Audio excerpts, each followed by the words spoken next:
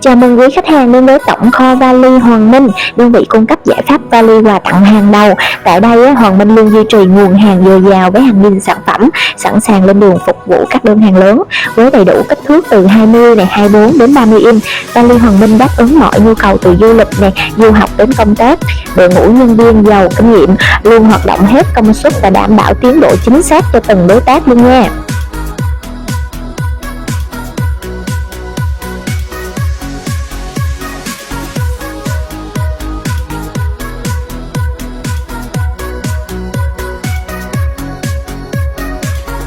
Điểm khác biệt lớn nhất là dịch vụ in ấn logo theo yêu cầu hoàn toàn miễn phí, giúp nâng tầm thương hiệu doanh nghiệp trên từng hành trình. Hoàng Minh tự hào là đối tác tin cậy của nhiều đơn vị lớn như Agribank và hàng trăm doanh nghiệp trên toàn quốc. Tỉ mỉ trong khâu đóng gói, chỉnh chu trong từng chi tiết, Hoàng Minh đồng hành cùng thành công của bạn.